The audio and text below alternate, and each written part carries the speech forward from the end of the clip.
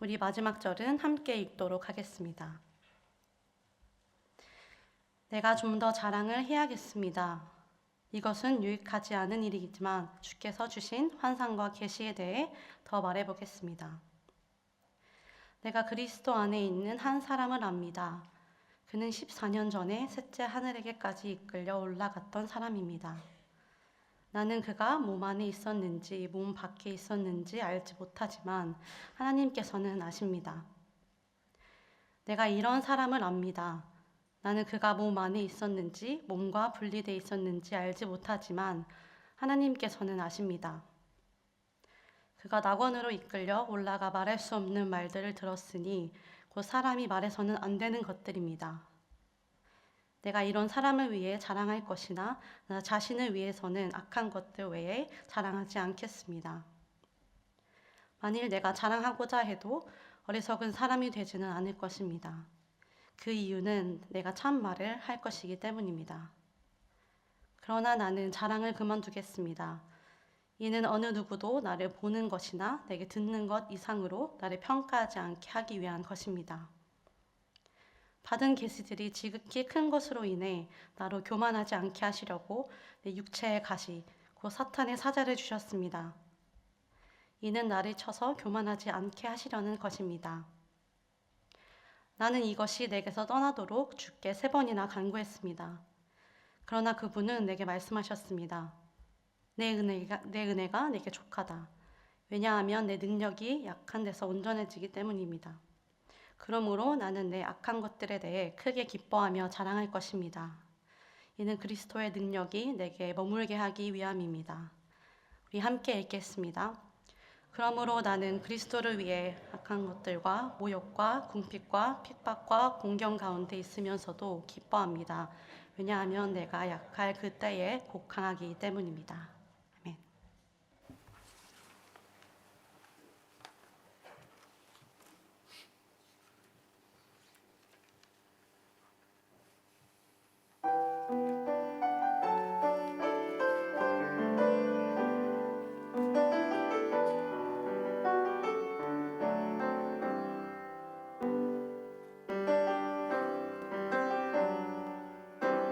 숨이 찰 정도로 힘든 순간이 와도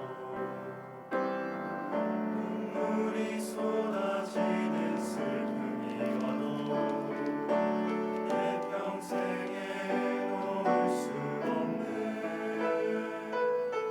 마음속 깊은 곳부터 지금 이 순간이 마지막일지라도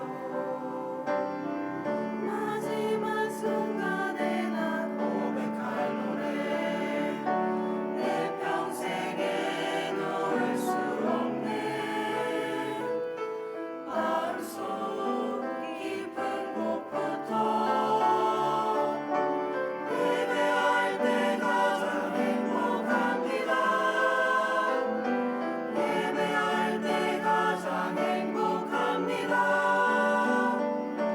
나를 구하시고 날 사랑하신 주님께 예배할 때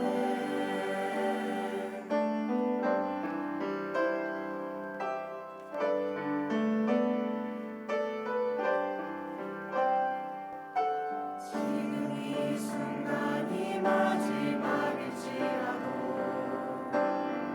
마지막 순간에 나 고백할 때 내 평생에 놓을 수 없는 마음속 깊은 곳부터 예배할 때 가장 행복합니다. 예배할 때 가장 행복합니다.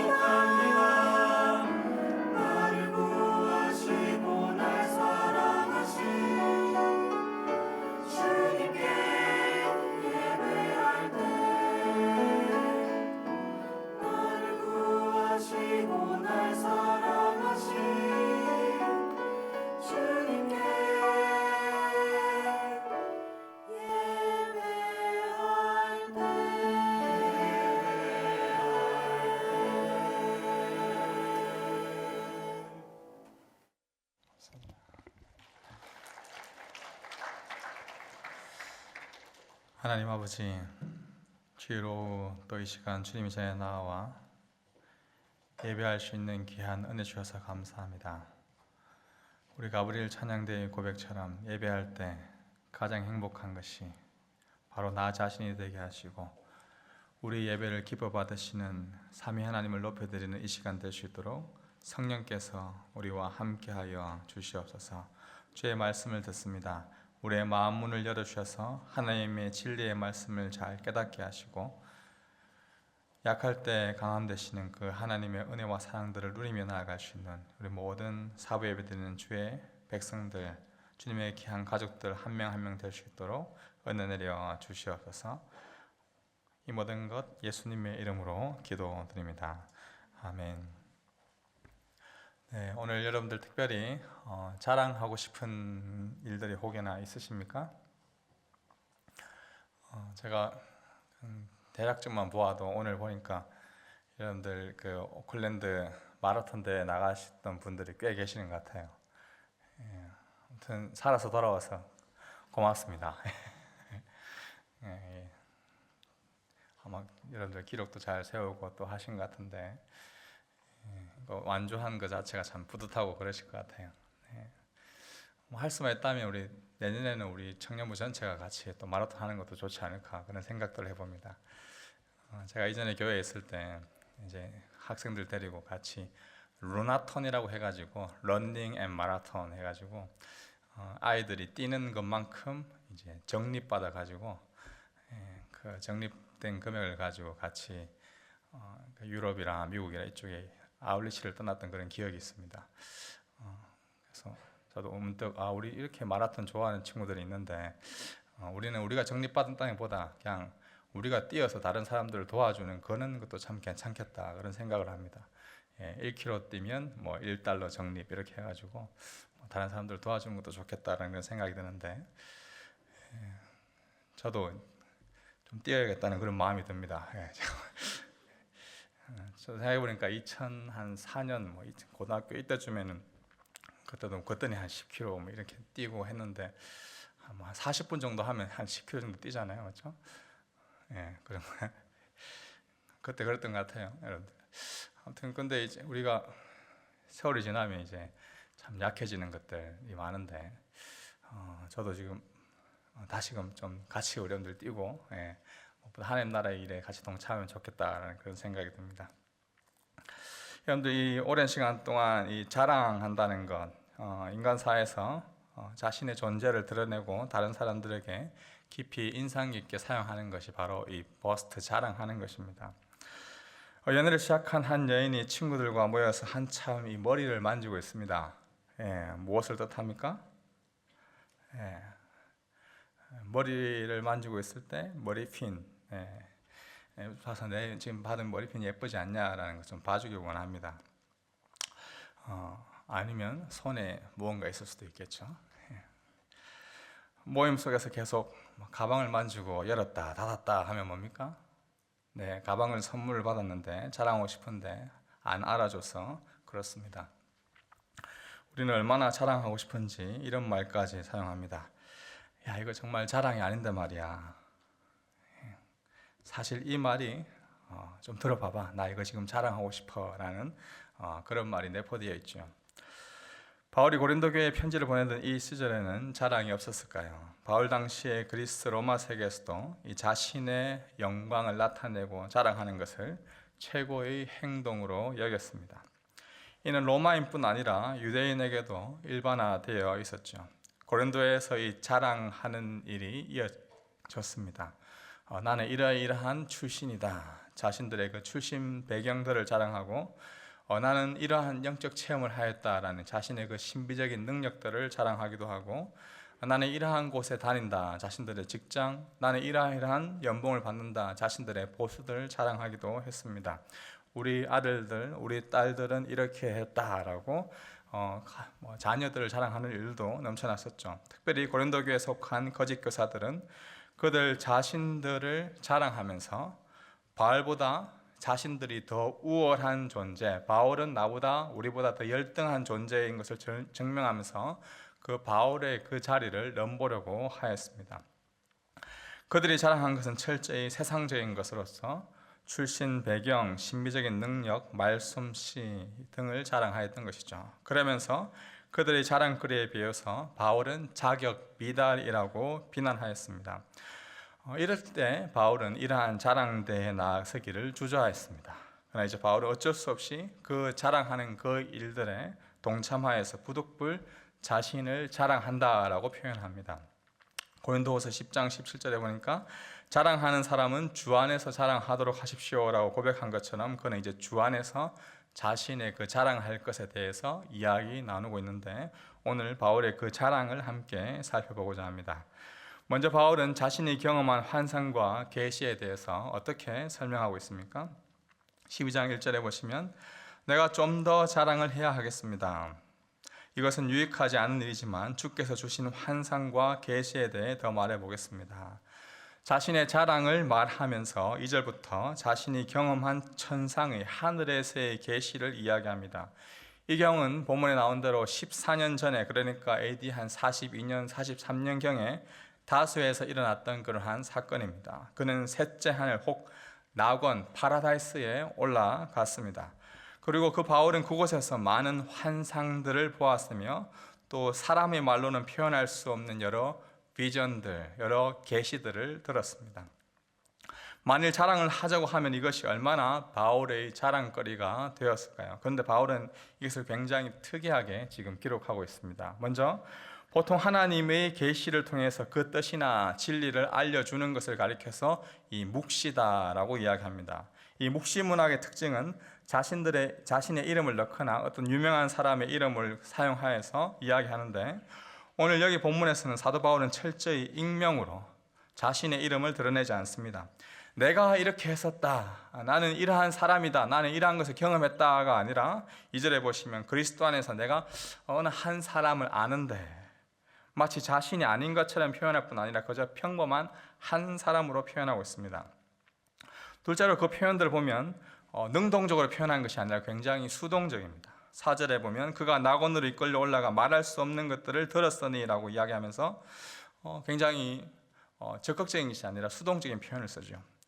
짐작할 수 있는 그 어떤 것도 또한 말하지 않습니다. 다시 말하자면 자신의 이러한 경험을 말하면서 묵시문학적으로 설명하는 것이 아니라 반묵시문학으로 반묵시적인 글로 이야기하고 있습니다. 분명 거짓 교사들은 이러한 경험을 당당하고 떳떳하게 자랑하였을 것이지만 바울은 자신의 경험이 자발적인 행동이나 덕목이나 소원과는 전혀 관계없는 것임을 강조합니다. 그리고 바울은 분명히 자신의 경험한 그 하늘의 계시는 눈이 부신 만큼 사실 찬란하고 화려한 것이었지만 이름도 없고 제대로 무엇을 보았는지에 대한 그런 설명도 없고 어떤 계시를 받았는지에 대한 이야기도 없이 그저 미지근하게 그냥 한 사람에 대한 이야기로 끝나고 있습니다. 두 번째로 바울이 그렇다면 정말 자랑하고 싶은 것은 무엇이었으며 그 이유는 무엇일까요? 왜 바울은 이러한 경험을 자세히 말해주지 않았을까요? 바울은 셋째 하늘에까지 이끌려 올라갔던 낙원의 경험들을 말하지 않았습니다. 바울은 오히려 5절에 자신을 위해서 이 약한 것들 외에 내가 약한 것들 외에 자랑하지 않겠다라고 말합니다. 바울은 이어서 자신의 과거의 경험을 듣고는 사람들이 바울에 대하여 야 바울 너 정말 대단하다라는 그러한 오히려 평가를 들을까 봐 바울은 그것 자체를 걱정하였습니다. 6절에 그렇게 나오죠. 바울은 자신의 연약한 삶을 오히려 보여줌으로써 하나님의 복음이 예수 그리스도의 부활과 예수 그리스도의 십자가와 예수 그리스도의 그 부활 생명이 얼마나 강한 것인지 얼마나 기쁜 것인지 그것을 보여주고 싶어 했습니다. 복음의 능력은 황홀한 체험과 대단한 경험을 통해 나타난 것이 아니라 평범하고 연약해 보이는 것에서 나타남을 바울은 지금 말해주고 싶었던 것이죠. 바울은 고린도인들에게 무엇이 참된 그리스도인의 삶이고 무엇이 참된 그리스도인의 길인가를 이 자신의 그 약한 것들을 자랑함을 통하여서 예수 그리스도의 그 복음의 능력을 드러내고자 했던 것입니다. 바울의 자랑은 11장 16절부터 시작되고 있었습니다.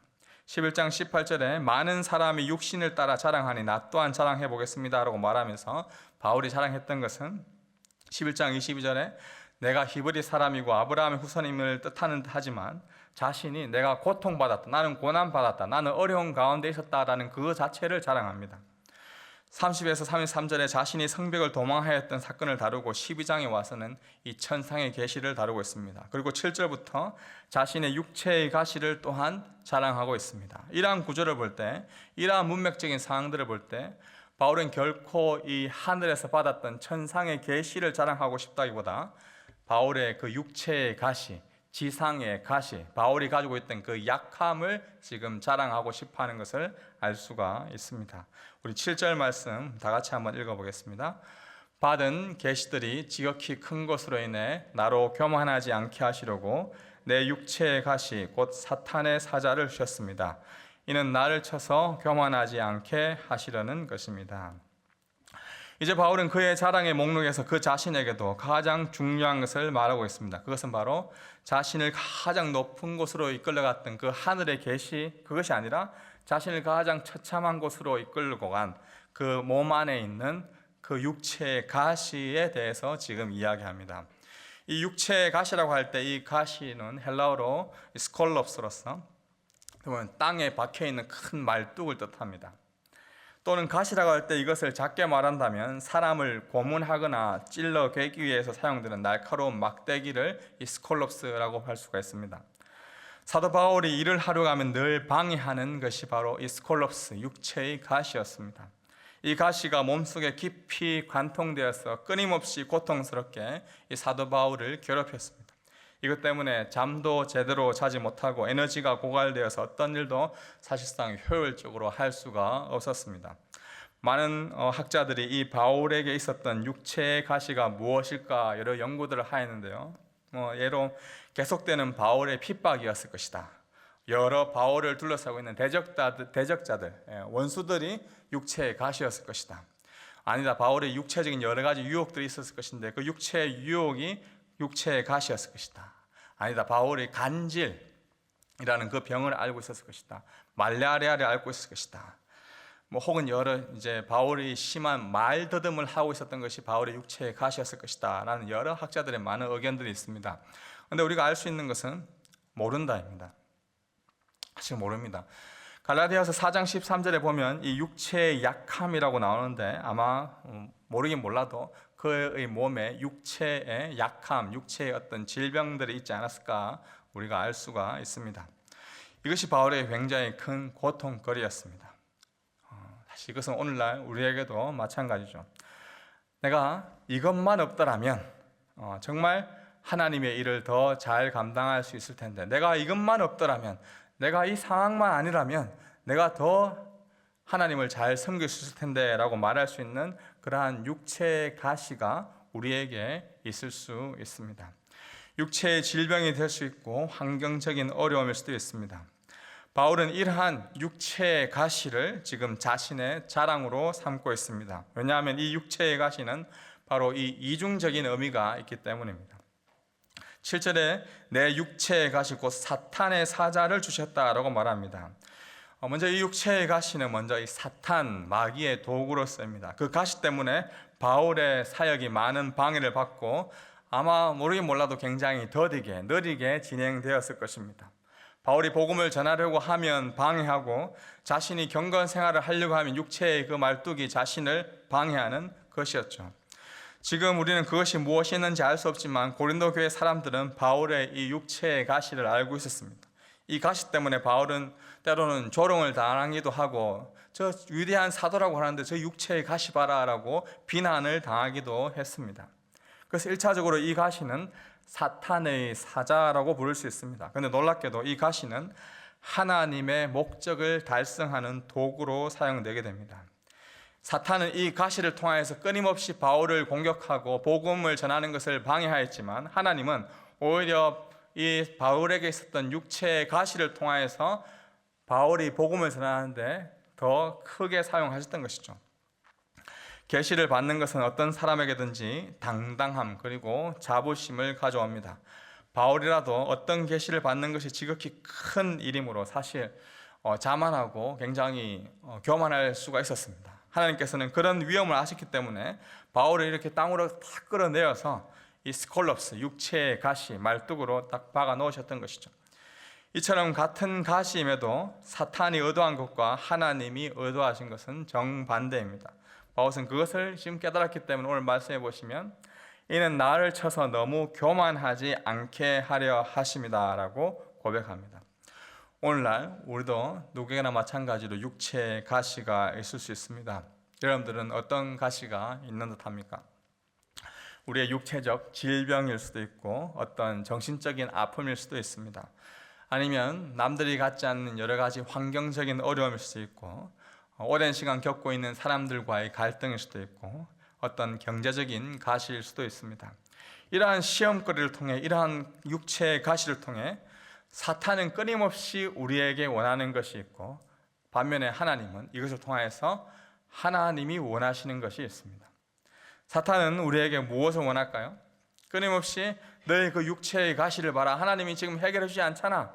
분노하게 하고 불평하게 하고 죄를 짓게 하고 자기 염려를 가지게 하고 두려움을 가지게 하고 교만을 만들어내기 위한 그런 도구로 사용되게 합니다. 그러나 하나님은 이러한 우리의 육체의 가시를 통해 용납하고 믿음, 소망, 사랑, 깨끗함, 하나님을 더 의지하는 마음, 참된 감사하는 것을 더 배울 수 있도록 오히려 육체의 가시를 사용하는 것이죠. 바울에게 있었던 육체의 가시는 이런 이중적인 역할을 하였던 것입니다. 우리 또한 누구에게 분명히 하나님이 각자에게 다르게 주신 육체의 가시가 있습니다. 기억해야 할 것은 우리가 이러한 것들을 당하였다라고 표현하기보다 이것을 어떤 자세로 받아들이느냐, 이것을 어떤 자세로 우리가 수용하느냐가 중요합니다. 고난의 모양이나 내용이 아니라 거기에 대한 우리의 태도가 사탄의 가시가 될 수도 있고 아니면 하나님의 선하신 뜻이 될 수도 있는 것이죠. 바울은 이 사탄의 가시, 육체의 가시가 사탄의 도구가 아니라 하나님께서 오히려 이것을 사용한 하나님의 도구임을 드러내었던 것입니다. 다음은 세 번째로 바울은 육체의 가시를 두고 어떻게 하였으며 하나님은 어떤 응답을 하였습니까? 우리가 이러한 질문들을 던질 수가 있습니다. 바울이 정말 신실한 그리스도인이라고 했는데 그럼 이 육체의 가시를 그냥 가만히 두었나요? 사실 그렇지 않습니다. 바울은 그 어려움 앞에서 계속해서 하나님께 기도하였습니다. 어려움을 제거를 위해서 계속해서 하나님께 끊임없이 간구하였죠. 그것이 바로 이 8절에 나옵니다. 나는 이것이 내게서 떠나도록 주께 3번이나 간구했습니다. 바울도 이 육체의 가시가 떠나갈 수 있도록 3번 간구했다라고 나옵니다. 여기 말해서 3번은 하나, 둘, 셋, 끝 이렇게 아닙니다. 성경에서 말하는 이 3번은 끊임없이 리피트로 계속해서 반복해서 간구했다라는 것을 말합니다. 이 육체의 가시로 인해 끊임없이 기도하고 하나님 뜻을 알기 위해 무엇을 교훈하시는지 어떤 것을 말씀하시는지 깨닫기 위해 충분한 오랜 시간들을 보냈다는 것을 내가 3번 주께 간구하였더니 라는 말로 표현하고 있습니다. 사실 이 3번이라는 숫자는 또한 겟세마네 동산에서 예수님이 3번 기도하신 그 사건을 연상하게 하기도 합니다. 예수님께서는 같은 시간 같은 장소에서 3번 기도 드리셨지만 바울은 긴 시간을 두고 작정하고 드렸던 기도들이었습니다. 사부예배를 드리시는 청년 여러분, 또 주의 권속 여러분, 분명 기도는 우리의 염려와 근심을 감사하게끔 하는 귀한 도구가 바로 이 기도입니다. 우리는 기도를 통해 내가 누구인지를 알게 되고 기도를 통해 우리는 또한 영적 세계를 하나님이라는 그 존재를 우리는 만나게 됩니다. 또한 기도를 통해 왜 하나님께서 나에게 이 육체의 가시를 주셨는지 또 무엇을 하기를 원하시는지 우리는 깨닫게 됩니다. 기도를 통하여서 우리는 기도를 계속해서 하게 될 때 내가 원하는 문제가 해결되는 것이 아니라 하나님께서 주님께서 원하시는 그 뜻이 나를 통해 이루어지고 있음을 오랜 기도를 통해서 우리는 알게 되고 기도를 통하여서 살아계신 그 하나님을 또한 우리는 체험하게 됩니다. 하지만 내가 기도한 대로 내가 모든 것을 하나님께 간구한 대로 반드시 다 응답되는 것은 아닙니다. 모든 기도가 응답되어 죽은 자가 살아나고 병든 자가 살아나고 모든 일에 복을 받는 그러한 일이 우리에게 사실 일어나지는 않습니다. 그런데 의외로 많은 사람들이 하나님에 대해 좋지 않은 감정을 가지고 사는 그러한 사람들이 꽤 있습니다.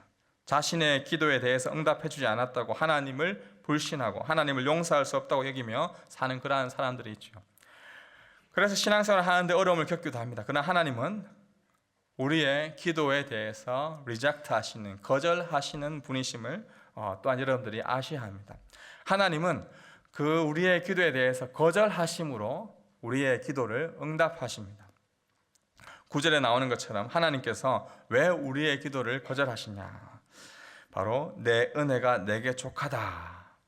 바울이 원하는 것이 항상 바울에게 최상의 결과와 승리를 가져오는 그러한 삶이었다면 하나님께서는 항상 바울에게 최상의 최고의 것을 주지 않으셨습니다. 우린 사도행전을 통해 바울의 삶을 보면 그가 언제나 최상의 삶을 살지 않았음을 알 수가 있습니다.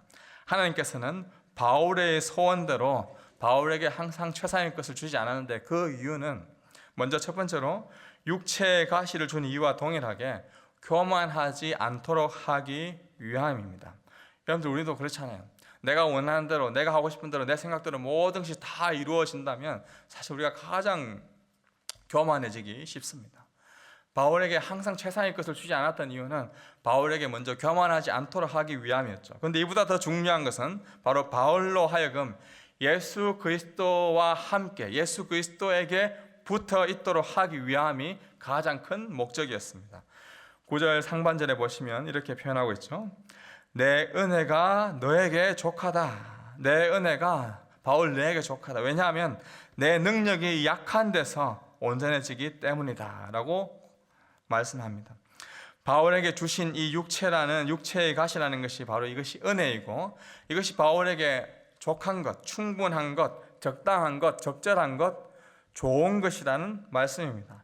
이 가시가 있으니 바울이 하나님을 붙잡게 되고 그래서 하나님의 능력이 연약한 바울에게 임하게 되었습니다.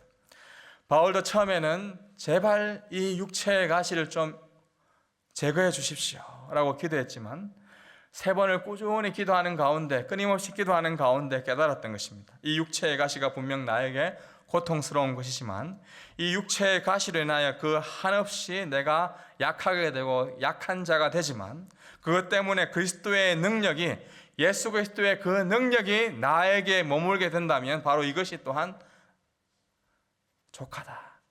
그 은혜가 내게 족하다. 바울에게 있어서 주님의 능력은 천상의 계시 파라다이스에서 느꼈던 그 놀라운 계시를 본 것이 바울에게 있어서 능력이 아니라 이 지상에 있어서 육체의 가시를 통해서 바울에게 능력이 왔던 것이죠.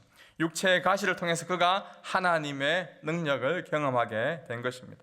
그래서 바울은 이 가시를 오히려 크게 기뻐하고 감사한다고 하였습니다. 거짓 교사들과 몇몇 고린도 교인들은 바울의 이 가시를 두고 바울을 공격하고 몰아세우고 또 무시하였지만 바울은 오히려 그것을 그의 육체의 가시를 그의 약한 것을 자랑합니다. 9절 하반절 말씀인데 우리 함께 읽어보겠습니다. 9절 하반절 그러므로 나는 내 약한 것들에 대해 크게 기뻐하며 자랑할 것입니다. 이는 그리스도의 능력이 내게 머물게 하기 위함입니다.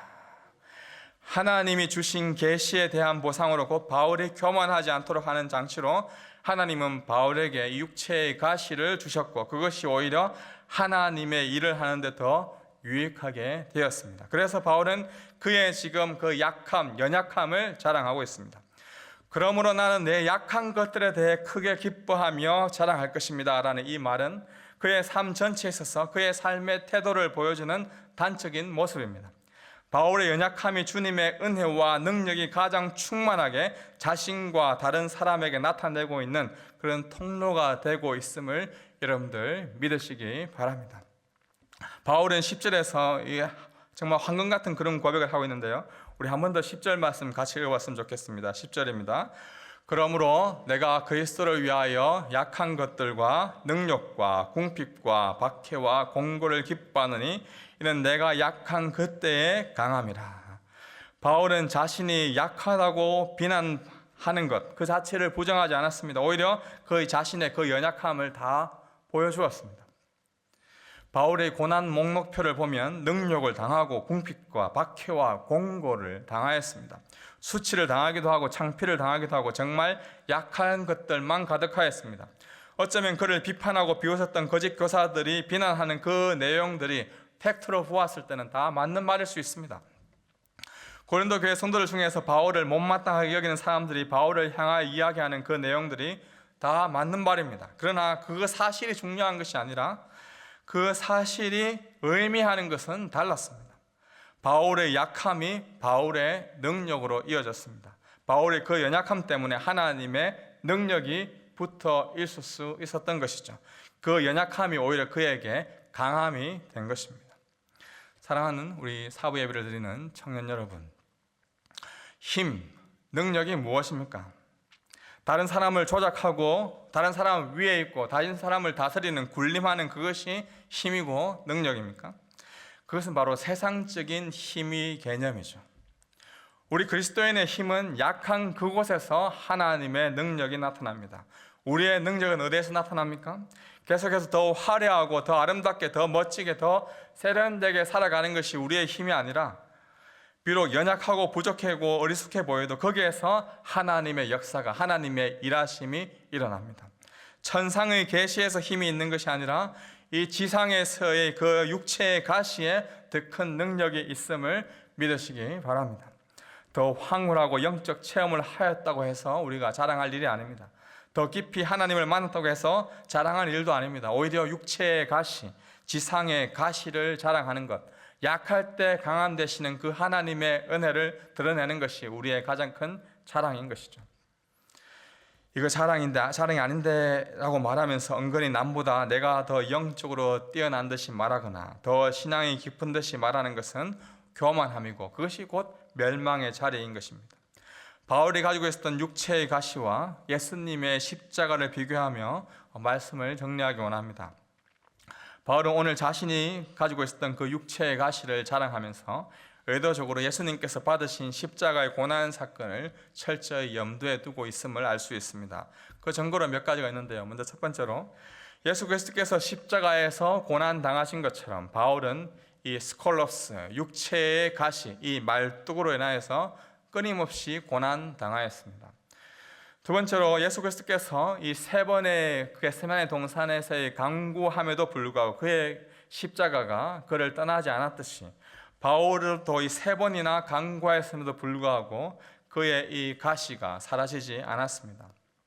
세 번째로 말씀이신 예수 그리스도께서 육신이 되어서 우리 교회 가운데 그리스도인들 가운데 거하신 것 같이 예수 그리스도의 능력이 바울의 이 연약함 가운데 거하게 되었습니다.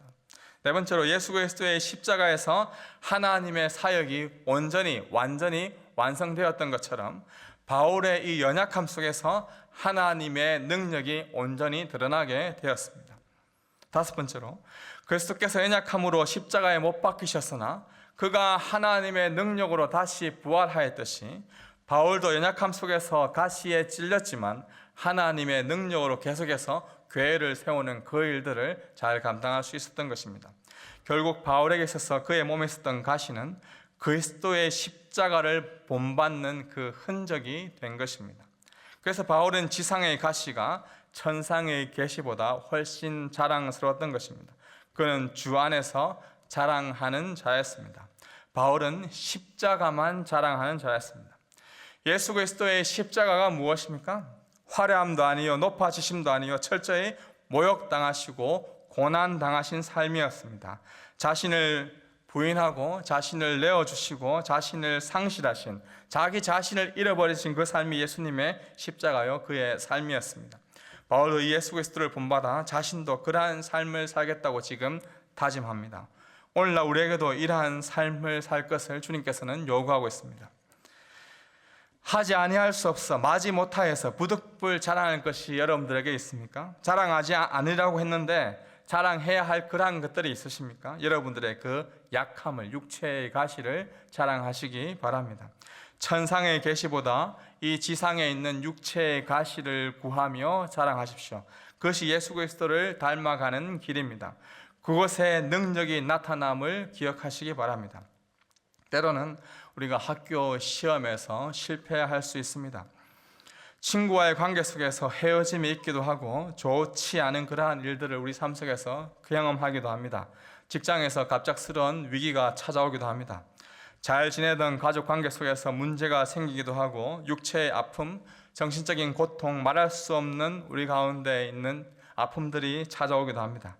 그럴 때마다 육체의 가시를 숨기는 것이 아니라 오히려 그것을 드러내고 하나님 앞에 가져오시고 자랑하십시오. 그것을 통해 예수 그리스도의 능력이 내게서 더 머물 수 있도록, 그것이 예수 그리스도의 능력을 드러내는 귀한 통로가 될 수 있도록 기도하십시오. 할 수만 있다면 육체의 가시를 두고 3번이나 죽게 간구하였던 것처럼 매달려 기도하며 간구해 보십시오. 그러함에도 불구하고 주님의 그 거절하심이 있을 때, 이 거절하신 것이 하나님의 은혜이구나, 이것이 바로 응답이구나 라고 기억하시면서 주님이 주시는 그 위로와 평강이 가득하기를 소망합니다.